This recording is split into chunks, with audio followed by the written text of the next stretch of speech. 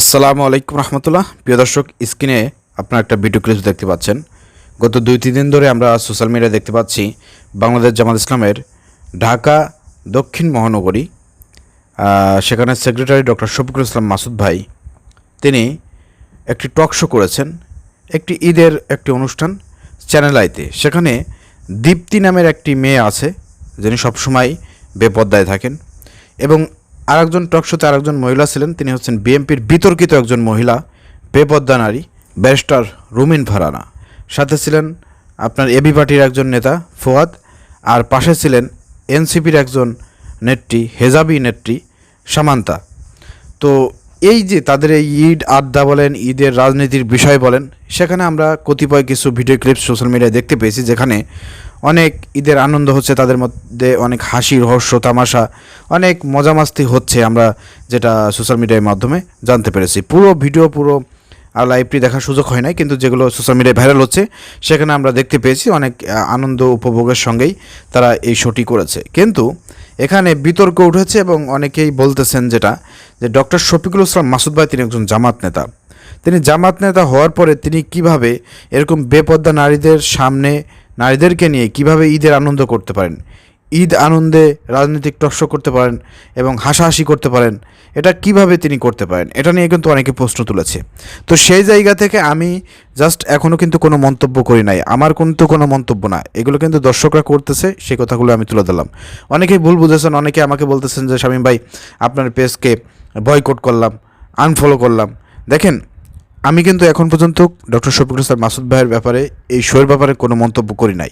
আমি জাস্ট গতকালকে একটা ভিডিও আপনাদেরকে দেখিয়েছি প্রিয় দর্শক। ভিডিওটা হচ্ছে আপনার সুলাইমান অ্যানালাইসিস স্যার, আপনারা জানেন বাংলাদেশে নিউজ নিয়ে এবং রাজনৈতিক বিষয় নিয়ে, ধর্ম বিষয় নিয়ে যে অ্যানালাইসিস হয়, সেই সব অ্যানালাইসিসের মধ্যে সবার গ্রহণযোগ্য এবং গুরুত্বপূর্ণ অ্যানালাইসিস করে থাকেন এই সুলাইমান অ্যানালাইসিস স্যার। তার বক্তব্য, তার আলোচনা আপনারা সারা বাংলাদেশে কিন্তু জামাত ইসলামের কর্মী, নেতা, সমর্থক সবাই কিন্তু শোনেন, এবং জামাতের উচ্চপদস্থ নেতারাও কিন্তু ডক্টর সুলাইমান অ্যানালাইসিস ভাইয়ের বক্তব্যগুলো শুনে থাকেন। তো সেই জায়গা থেকে সুলাইমান অ্যানালাইসিস স্যার তিনি তার ব্যক্তিগতভাবে না, তিনি দলীয় ভাবমূর্তির দিক থেকে, দলীয় শৃঙ্খলা, দলীয় জামাত ইসলামের দলীয়ভাবে তিনি এই বিষয়টা একটু জাস্টিফাই করার চেষ্টা করেছেন এবং অ্যানালাইসিস করার চেষ্টা করেছেন, এবং তিনি সেখানে বলেছেন যে ডক্টর শফিকুল ইসলাম মাসুদ একজন জামাত নেতা হিসেবে তিনি ওই টক শোতে যে ব্যবহারগুলো করেছেন, যে হাসাহাসি করেছেন, বিতর্কিত নেত্রী বিএনপির রুমিন ফারহানা সহ তার বেপর্দা নারী দীপ্তি, এদের সঙ্গে যে হাসাহাসি করেছেন, যে ঈদানন্দ করেছেন, যেভাবে টকশোটি করেছেন, এটা জামাত নেতাদের সঙ্গে যায় না। তিনি এটাই তুলে ধরেছেন যে ব্যক্তিগতভাবে তিনি করতে পারেন, এটা তিনি সাপোর্ট করেন, ঠিক আছে। রাজনীতির ক্ষেত্রে বিভিন্ন সময় এখন তিনি পড়ে গেছেন, সামনে পড়ে গেছেন, এখন তিনি তো জানতেন না যে এরকম একটা পরিবেশ পরিস্থিতির সৃষ্টি হবে।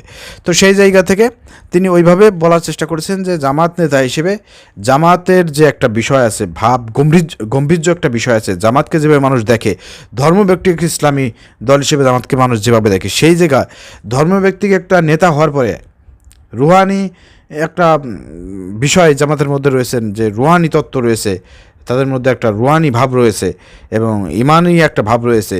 মেয়েদের দিকে তাকানো তো দূরের কথা, মেয়েদের সামনে হাসাহাসি তামাশা, তারপরে চোখ তুলে তাকানো, তাদের সামনে দেখে কথা বলা, এই সব বিষয় কিন্তু সবাই জামাত সম্পর্কে পজিটিভ ধারণা করে।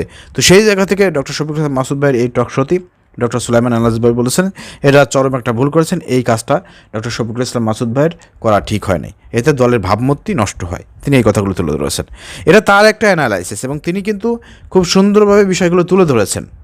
এটা কিন্তু আমার কোনো বক্তব্য না। এই ভিডিওটা দেওয়ার পরে সেখানে অনেকে দেখে আমাকে কমেন্ট করতেছেন, ভাই আজকে থেকে আপনাকে বয়কট করলাম, এখানে ডক্টর শফিকুল ইসলাম মাসুদ ভাই ঠিক কাজ করেছেন, তিনি টক শোতে এসেছেন, এখানে তিনি করতে বাধ্য হয়েছেন। হ্যাঁ ভাই, আমি আপনাদের কথার সঙ্গে একমত, আমিও দ্বিমত পোষণ করতেছি না। ডক্টর শফিকুল ইসলাম মাসুদ ভাই তো জানতেন না যে এইভাবে এরকম এখানে এই পরিবেশ পরিস্থিতি তৈরি হবে। দেখেন, ওইখানে একজন নারী ছিলেন, খুব হেজাবি একজন নারী সামান্তা, তার পরিবেশ পরিস্থিতি এবং তার পরিপাটি, তার ড্রেস আপটা দেখেন তো, আর অন্য দুজন নারীর ড্রেস আপটা দেখেন, আকাশ পাতাল কিন্তু ব্যবধান, ঠিক আছে। তো সেই জায়গা থেকে কিন্তু কিছু একটা বেশি আমার কাছে যেটা মনে হয়েছে যে ডক্টর শফিকুল ইসলাম মাসুদ ভাইয়ের হাসাহাসি, তারপর চোখের চাওয়ানি, তাদের দিকে তাকানো, হাসাহাসি এবং সেখানে ঈদ আড্ডা গল্প, এই বিষয়গুলো নিয়ে আমার কাছেও যেটা মনে হয়েছে যে এটা আসলে জামাত ইসলামের নেতা হিসেবে, জামাত নেতা হিসেবে, এটা জামাত নেতা হিসেবে এটা জামাত নেতার সঙ্গে যায় না। জামাত ইসলামের ভাবমূর্তি, ভাব গাম্ভীর্য যেটা হয় সেটা নষ্ট হয়। এটা আমার কাছে যেটা মনে হয় যে আমি জামাতের একটা জাস্ট ছোট একটা ওয়ার্ডের দায়িত্বে আছি। চিন্তা করে দেখেন, এখন আমি তো কখনো পারবো না যে কোনো বেপরদা নারীর সামনে তার সঙ্গে কথা বলা, খুব কঠিন আমার জন্য, এবং তার সামনে হাসাহাসি করা, এভাবে মানে মজা মাস্তি করা, ঈদ আনন্দ প্রকাশ করা, এইভাবে এটা আমার দ্বারা সম্ভব না। আর আমি যদি করেও থাকি কোনো জায়গায়, এটা যদি আমার ওয়াইফ দেখে, আমার বাড়ি উঠতে দেবে না। এটা হচ্ছে মূল বিষয়। এখন অনেকেই প্রশ্ন করেছেন যে ডক্টর শফিকুল ইসলাম মাসুদ ভাইয়ের এই ধরনের এখানে টক শোর এই বিষয়টি যদি ভাবি দেখে তাহলে কি হবে? এটা কি তিনি মাইন্ড করবেন না? এটা ভাই ডক্টর শফিকুল ইসলাম মাসুদ ভাই স্ত্রী মাইন্ড করবে কিনা আমার জানা নাই, ঠিক আছে, কিন্তু আমার নিজেরটা অনেক মাইন্ড করবে, এবং নেক্সটে আর কখনো এই সুযোগ আমাকে দেবে না।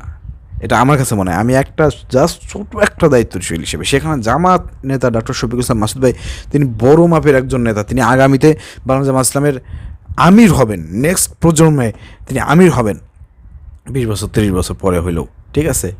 তিনি এই ধরনের টক শোতে এইভাবে, এটা কিন্তু আমার কাছে মনে হয়েছে যে জামাত ইসলামের সঙ্গে যায় না, ভাবমূর্তি নষ্ট হয়।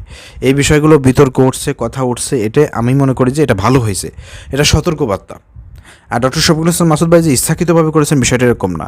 পুরো টক শো যদি আপনি দেখেন তাহলে সেখানে খুব কন্ট্রোল রেখেই ডক্টর শফিকুল ইসলাম মাসুদ সবার সাথে তাল মিলিয়ে চলার চেষ্টা করেছেন, কিন্তু ওই তাল মিলিয়ে চলতে গিয়েই কিন্তু আসলে ওই ছোটো ছোটো ক্লিপসগুলো নেটে ভাইরাল হয়ে গিয়েছে, ভেসে উঠেছে, যার কারণে এটা বিতর্ক তৈরি হয়েছে। এজন্য আমি মনে করি যে আসলে এখানে পরিবেশ পরিস্থিতির শিকার ডক্টর শফিকুল ইসলাম মাসুদ ভাই। এখানে আসলে তিনি জানতেন না এরকম পরিবেশ পরিস্থিতির সৃষ্টি হবে, এরকমের হবে, হাসাহাসি হবে, এরকমের হবে, এটা তিনি বুঝতে পারেন নাই। তারপরে তিনি সর্বোচ্চ চেষ্টা করেছেন, এখানে অতিথিদেরও সম্মান রক্ষার চেষ্টা করেছেন, শোটারও সম্মান রাখার চেষ্টা করেছেন, এবং নিজেও কন্ট্রোল থাকার চেষ্টা করেছেন, আমরা এটা বিশ্বাস করি, ঠিক আছে। তো সেই জায়গা থেকে কেউ ভুল বুঝবেন না, এটা ডক্টর শফিকুল ইসলাম মাসুদ ভাইয়ের একটা অভিজ্ঞতা, হয়তো নতুন কোনো অভিজ্ঞতা। এটা থেকে এই বিতর্ক হওয়ার পরে এটা যে খারাপ হচ্ছে বিষয়টা এরকম না, এটা থেকে তিনি হয়তো সতর্ক হবেন, এটা থেকে অনেক সতর্ক হবেন তিনি, প্রিয় দর্শক। আর আপনারা অনেকে আমাকে ভুল বোঝাচ্ছেন যে ভাই আপনি আপনার চ্যানেল বয়কট করলাম, আপনার পেজ। আরে ভাই, সারা বাংলাদেশে জামাত ইসলাম বিষয়ে কোনো প্রতিবাদ, কোনো মিছিল, তারপরে কোনো বিষয়ে আপনারা যারা আমাকে দেখেন, চেনেন অনলাইন সোশ্যাল মিডিয়ায়, দীর্ঘ 5 বছর ধরে বিদেশ ছিলাম, হাসিনা সরকার ক্ষমতায় ছিল, অনলাইন থেকে আমি, নায়েব ভাই, সাংবাদিক ইলিয়াস সহ আরও, নায়েব ভাইয়ের আমিই কথা বলতাম বেশি, প্রতিবাদ করতাম, প্রতিটা গ্রেপ্তার, প্রতিটা অন্যায়ের বিরুদ্ধে আমি কিন্তু সবসময় সোচ্চার ছিলাম। এই রিসেন্টলি 1 বছর বাড়িতে আসার পরে কিন্তু আমার চ্যানেল, পেজ সব কিছু কিন্তু উলটপালট হয়ে গেছে। এগুলো সাইবার আক্রমণের কারণে এগুলো ড্যামেজ হয়ে গেছে, এগুলো রিস্ক কমে গেছে, যার কারণে ভিডিওগুলো সবার কাছে পৌঁছাচ্ছে না। রিসেন্টলি আমার এই পেজগুলো উঠতেছে, রিচ হচ্ছে, সবার কাছে যাচ্ছে, পৌঁছাচ্ছে, এজন্য আপনারা দেখতে পাচ্ছেন। অর্থাৎ সেই জায়গা থেকে আপনাদের ভালোবাসা চাই, আপনাদের দোয়া চাই, এবং যদি কোনো ভুল হয়ে থাকে আপনারা কমেন্টে আমাকে শুধরে দেবেন, আমি আমার ভুল স্বীকার করব। সমালোচনা করতেই পারেন, কিন্তু আপনাদেরকে অনুরোধ করবো যারা জামাত ইসলামের নেতা কর্মী সমর্থক যারা আছেন সারা বাংলাদেশের, এবার যদি আপনারা বলেন যে ভাই আপনাকে বয়কট করলাম, আপনাকে আনফলো করলাম, এই ধরনের কথাবার্তা বললে তো ভাই খুব খারাপ লাগে, কষ্ট লাগে, ঠিক আছে। তো প্রিয় বন্ধুরা, আপনাদের সবাইকে আবারও ঈদ মোবারক, ভালো থাকবেন, দোয়া করবেন আর সাথে থাকবেন। আসসালামু আলাইকুম রহমতুল্লাহ।